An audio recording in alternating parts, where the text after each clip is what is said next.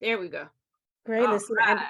I would like to introduce you one more time, just in case anybody missed the introduction earlier. Lesina Martin, who is the curriculum specialist, will be focusing on social studies and history today, and the workshops that you've attended today, is a native of Detroit, Michigan. She graduated from Howard University in 2003 with a BA in African Studies. For 10 years, she taught outreach throughout the Washington, D.C. area with traditional expressions, a program designed to teach African folkloric studies as youth arts enrichment. She entered the classroom full-time, teaching social studies in 2014, and is now a teaching artist. Over the years, she has traveled to West Africa on several occasions to study traditional folklore and endeavors to continue the mission of working with educators to increase awareness of African cultural heritage. Thank you so much, Lesina, for being with us today. Oh, Welcome. thank you so much. Do I have co-host privilege? I do have a small presentation. Yes, you do. Okay, excellent. Just double checking. All right. So we have had such a glorious day of experiences. I don't know if I need to give folks another moment or so to shift over if people were transitioning from one session to the next, or maybe the time that I'm spending talking about it can be the time that people use. But I want to thank you so very much. And I don't know if Madison is still in here, but I just wanted to speak to what an amazing presentation that was. I mentioned earlier that I have an anthropology background myself. So, looking at things from that archaeological perspective is such a beautiful keyhole view into the history, the lives of the people, the culture that is so rich and so present there. So I'm really thankful for that. Um, I wanted to just go ahead and jump right in. Let me see if I can share my screen. Here we go. If we can get into it. If I can get us okay, it looks like it's loading up page for us, and I'll give us a little bit of a slideshow view as soon as it loads. I might have the slowest internet connection of anyone here today, but it usually does okay. Okay. And if I can get any thumbs up that says that we can all see the slideshow presentation, either on your reactions or whatever, or somebody can open their mic and say, yeah, you're good. You're fine. Go ahead. Wonderful. Thank you. Just checking in. Okay. So we're looking at African cities in the context of putting it in our social studies curriculum, right? So, of course, we're all educators. Of course, we all know what it looks like to put material into curriculum. So, I'm just here to spark a couple of ideas to, help us to further contextualize what we have so joyfully received today in the earlier presentations. So, it's just a very brief conversational. It can be interactive as much as you would like. I even have a question that I'd like you guys to put something in the chat with, but let's just jump in. So one of the things that I definitely make sure to do when I first engage students about Africa in general is to ask them what Africa is to them. Like what is this place to you? And the range of responses, definitely depending on what age level we're talking about. I know that we in here are K through 12 and beyond. We're in the classrooms, we're in the communities, we're homeschooling, we are working with a range of minds in a range of environments, right? But this question can be posed in a lot of different ways. You can do some sort of graphic organizer, you can do it can be a journal entry, or just have everybody jot down a couple of sentences that can be maybe conversation starters for a broader discussion. You can have young and old, honestly, because we tend to get away from having people do illustration to express themselves and express their thoughts, but that can be a largely effective way for even our older students, our older kids, to to share their thoughts about a thing. So even a picture that they can then explain or talk more about. And then there's always somebody who's going to say, well, I don't know anything. I know absolutely nothing about Africa. And then where do we go from there? You might just tell them, well, what would you like to know? What are you curious about? What have you ever wondered about Africa? And another option, of course, aside from writing anything at all, is to just have folks take a couple of minutes and talk to each other about it, and then share out what their partner said, or small groups or things like that. So we're just going through some of the modes of how to do it, but ideally understanding that as we get into conversations about this, this new topic or this new subject, finding out where everybody already is can be really helpful to drive the direction of where we want to go. All right, let me see if we can get this to progress.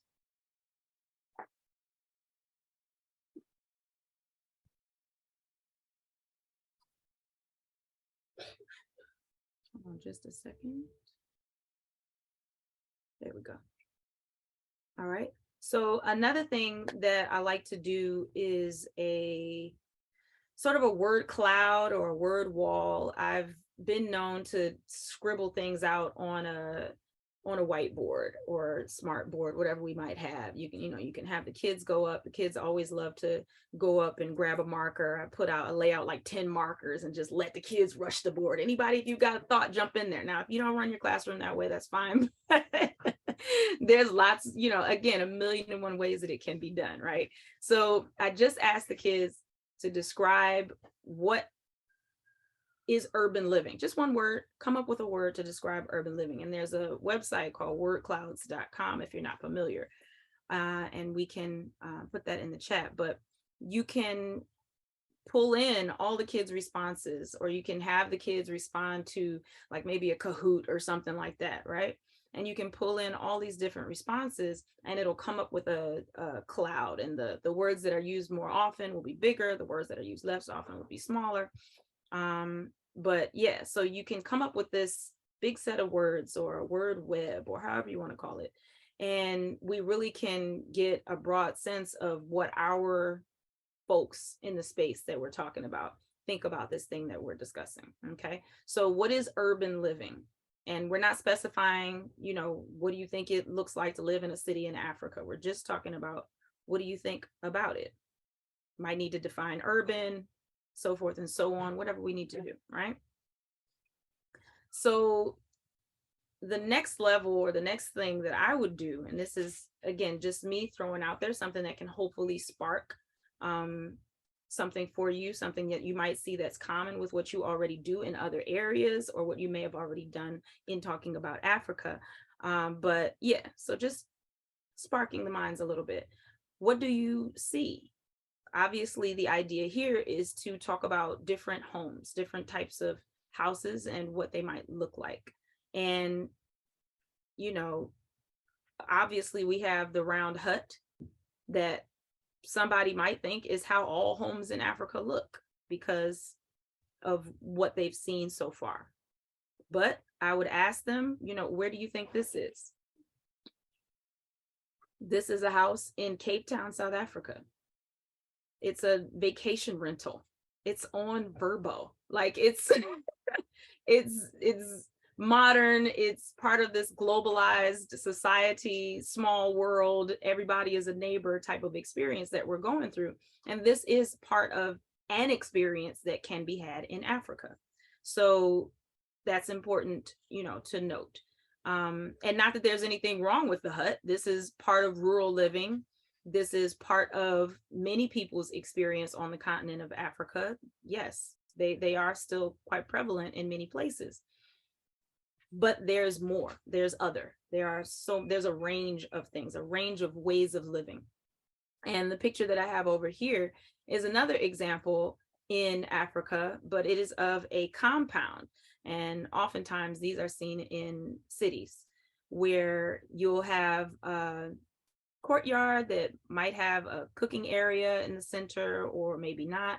but you'll have different buildings that surround this courtyard, and it will be probably different family members having rooms in different spaces. One of the spaces might be a common area, like a living room type of space, or just a range of possibilities for how the different structures are used. Definitely bedrooms, places where people sleep, but all of this will be, you basically belong to one family. Okay, and so this is a pretty common living structure, at least I know in West Africa, but it can be found in different places as well. So there's a lots of different ways that people live, that people, have their homes and so forth. You also have a house here, random, you know, anywhere USA type of house. But then you have this other home over here that is actually titled the Hut. This was a 600 something square foot house that is part of what we call the tiny house movement or the tiny home movement. And I'm not sure, who all is familiar with that, but they've gotten to be really prevalent in a lot of areas around the United States for sure, and in other parts of the world too, where people who, were spending exorbitant amounts of money on very large spaces made a choice to, or I should say, are making the choice to bring it down a little bit and just live smaller.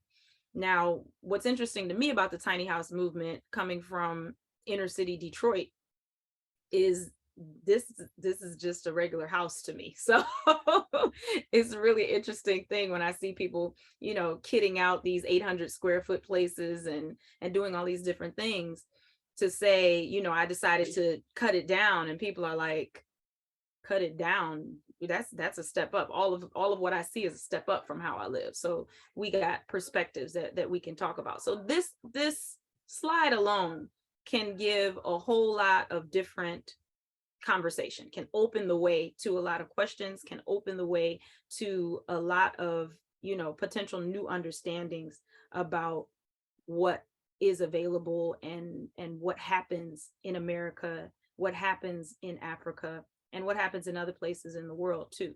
Those discussions are then opened up. What does your home look like? How many floors are in your home? Do you live in an apartment? Do you think that they have apartments in Africa? Right? Like, what types of experiences do you think that people have? Are there lions outside of that hut in that picture there? I don't know. All of these kinds of questions can come up.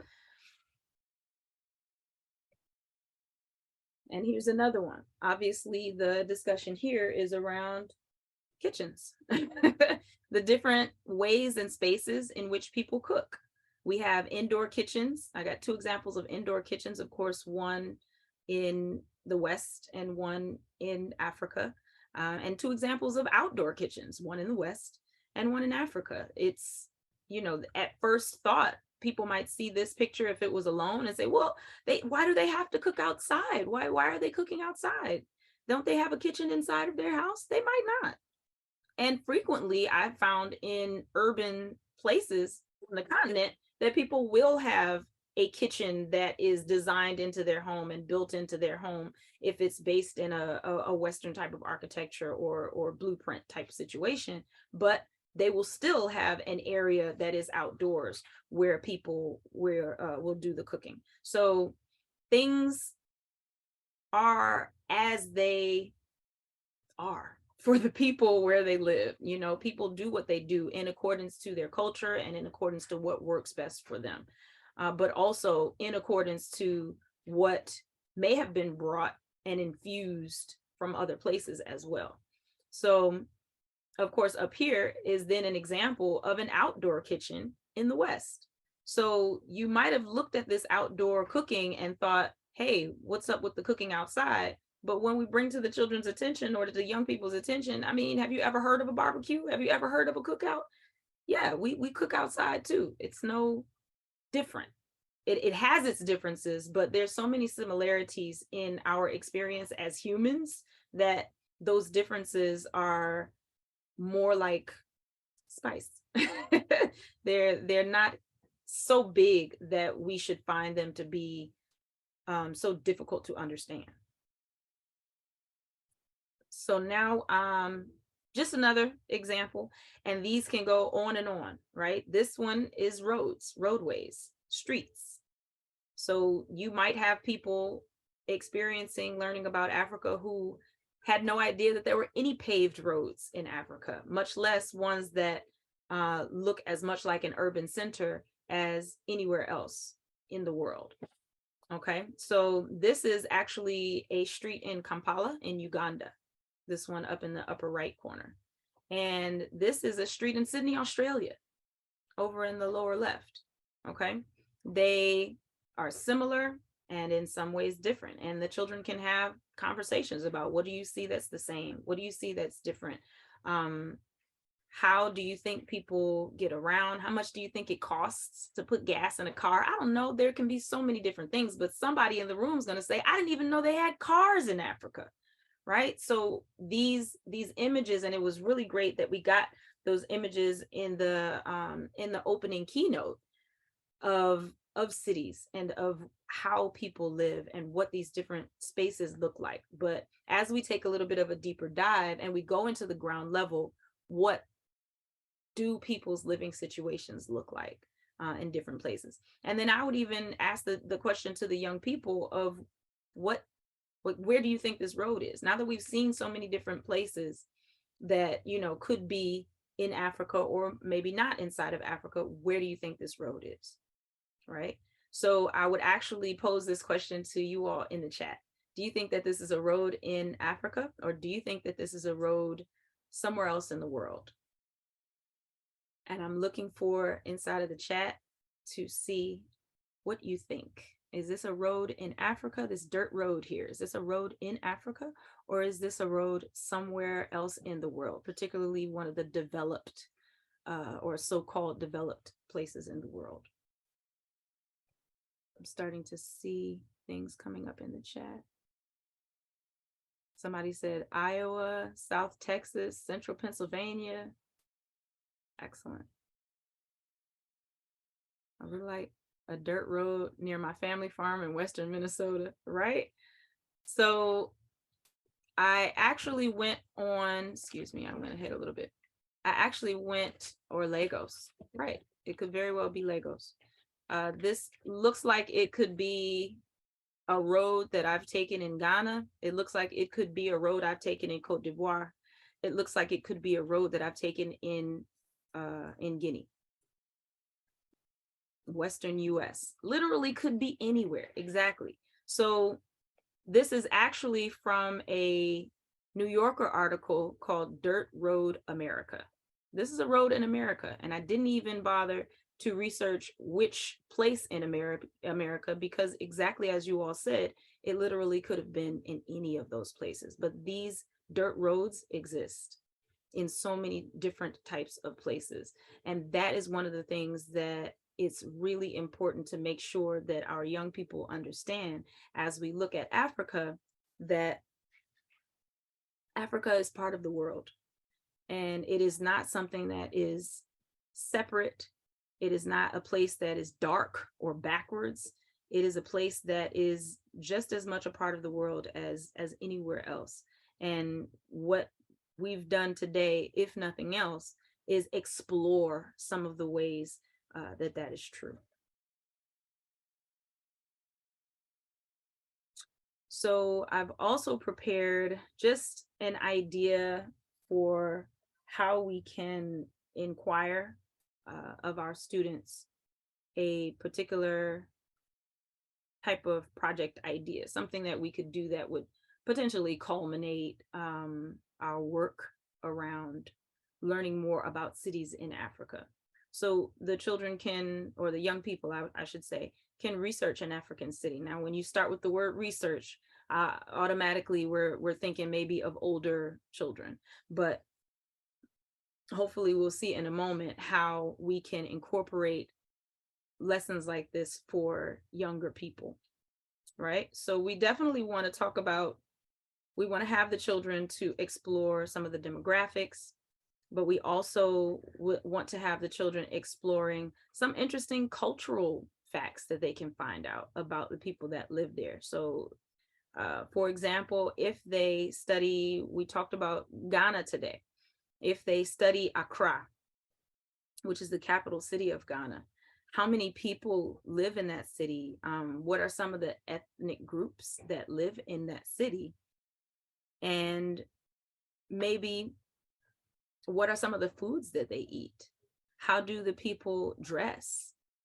What do their clothes look like? Maybe finding a bunch of pictures and images of some of the kinds of ethnic groups and the way that they dress, so that we can see how people dress in Accra, or images of Accra, because there's traditional dress, but there are a lot of people who dress in Western style clothes as well. If you get an image of people on the street or people in the market, you can find a whole range of how people will appear, how they come out.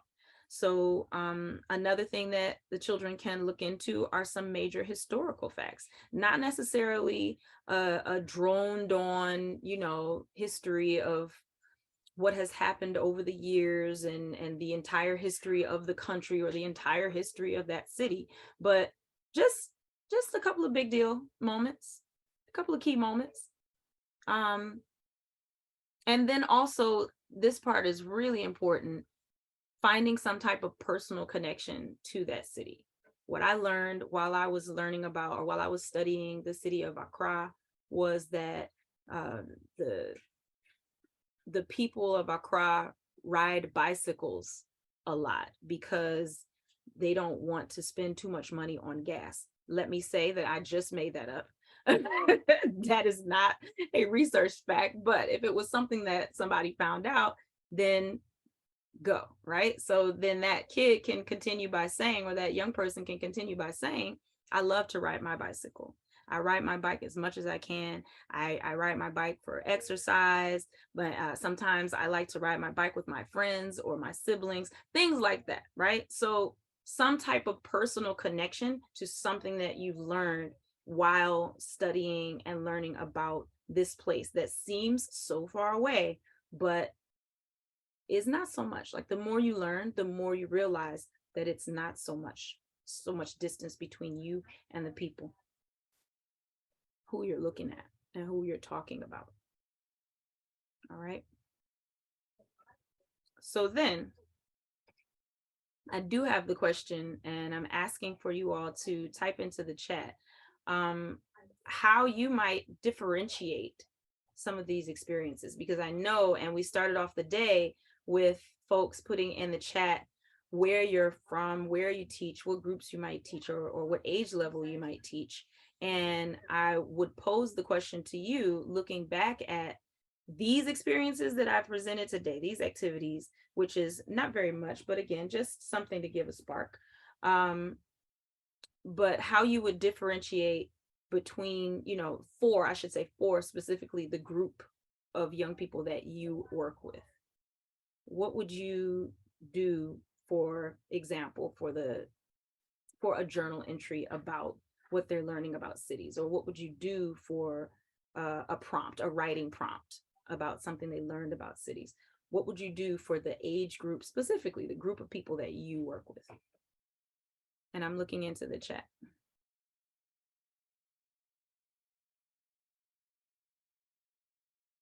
Yes, librarian, thank you. Research is a K-12 word. Everybody has to know about research. I love it. All right. So as we're thinking and as we're typing, because I'm sure we've got more than a word or two of ideas.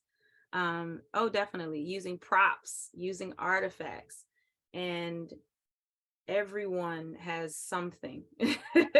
Everyone has something from their home. And I can even see asking the children to bring something from home. AP Human Geography students, grade 10 to 12, will look at the process of urbanization and the urban models used in African city, sustainability, etc.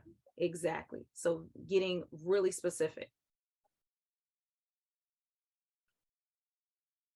Looking again in the chat.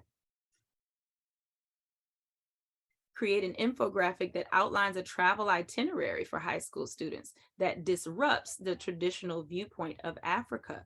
They can visit cities, universities, coastlines, supermarkets, etc. Absolutely. Absolutely. supermarkets in particular is a thing for me, because a lot of my time in Africa I've spent in open air markets, which are usually what you would see in, I don't know, any type of mass media depiction of Africa. You would see these open air markets where people have their things just kind of on a table or even on a piece of cloth on the ground, and they're just selling and people are bartering and things like that, right? But the supermarket is, I mean, it's very little different, very small difference from what we see in terms of a grocery store or a department store. I mean, the shopping malls, my goodness, it's, you would be surprised if you thought that there were no malls to find what you can find inside of the cities in Africa. So that would be awesome. Let me see. Undergrads, I would have them do a 1-page so that they can combine visual and written representations of their ideas or evolving perceptions. And that too is key inside of our learning process, evolving perceptions. And that's part of why we have that initial question of what do you already know or think you know, because those evolving perceptions are what are going to develop throughout the time, right? Case study with a presentation that covers all major concepts and standards of the course. A case study with a presentation. Ooh-wee. So choosing the one city and going into so many, just every concept, everything that we've discussed, everything that we've learned about, how is it manifest? How does it show up in that one city? That's key. And then the thing too is about, for the 54 countries in Africa, and who knows how many cities there are, you have so many possibilities of what a student can choose. And then also so many possibilities of what they're going to pinpoint, what they're going to bring out, that the discussion or the presentation days on these things are going to be things that just offer such a wealth of information and really open up the way beautifully for more learning. And again, as I said earlier, those things that will spark question marks, those things that will make more questions come up for the young people than the questions that you present, more questions than what might be answered in their reading. But we want to get them to the point where they wonder, where they actually do want to know more about the continent of Africa. Okay, let me see what else. I see we've got a lot going on. I don't even know if we'll make it through to all of them before we get there. Connect students to a market in Lagos via technology. Absolutely. Absolutely. Mixed level 3rd through 9th in a 7th grade classroom. So I need to keep everything really open-ended, visual, lots of artifacts and photos around the room. And then they research the cities by groups. Absolutely. So in those multi-level environments, you got to have a lot of different levels of representation and types of representation. Absolutely.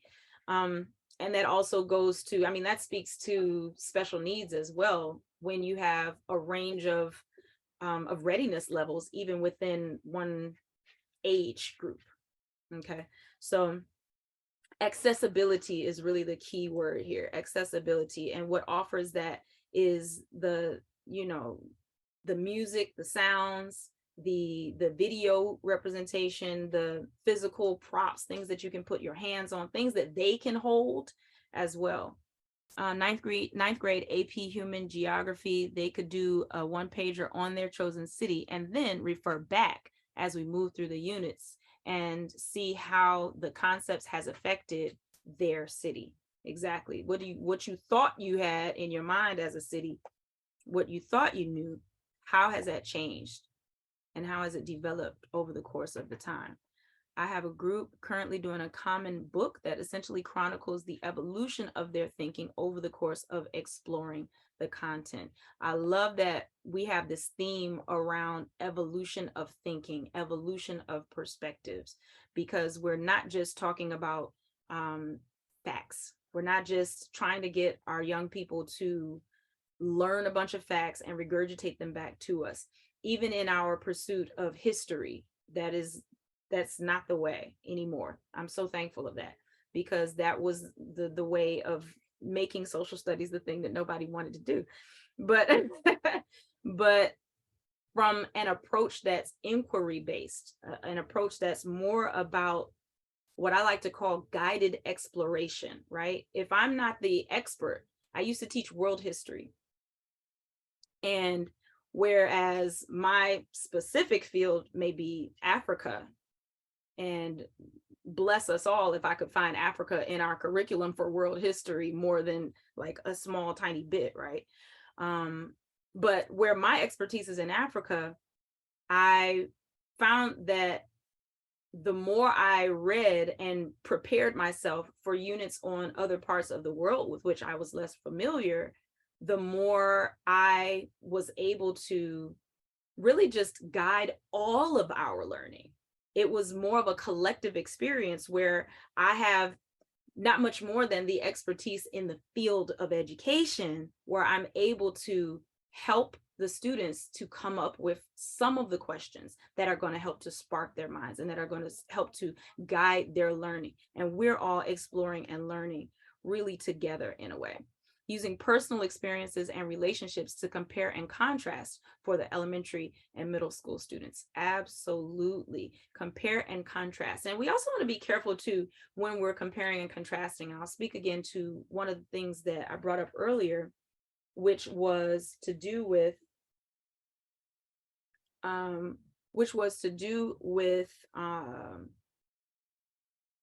how we contextualize these comparisons, right? Because we definitely don't necessarily want to make it a thing where we're trying to validate Africa. Validation is not the goal here. Like validation is not, and I'm not implying that that was what you were saying. It's just something that popped up that we had discussed as a team in preparation for today, that it would be important to say to everybody, right? But yeah, like we're not studying Africa for the purpose of changing people's minds about the dark continent and so forth. We're actually studying a place in the world where humans live in the same way that we are humans, and we live wherever we are. Wherever humans are, they live their lives how they live them. And what does that mean for them? What does that mean in relationship to the world? And what does that mean in relationship to how we can also identify some of those things within ourselves, some of those behaviors, some of those different types of activities. So like I was expressing earlier, teachers are learners and learners are teachers. Thank you, Liana. I'm actually over my time. It's actually about 5:05. I want to thank you all for joining me today for this brief, very brief, mind sparking opportunity. And virtual travel opportunity. I love it. I'm still reading these things in the chat. You all have given so much richness to this experience, and I thank you. I thank you. I thank you for sharing. Yeah, just for this short time that we've had so far, and we are going to cross over into the closing session, which will actually allow us more opportunity to dig into our own thoughts of how we can use what we have experienced today. Thank you.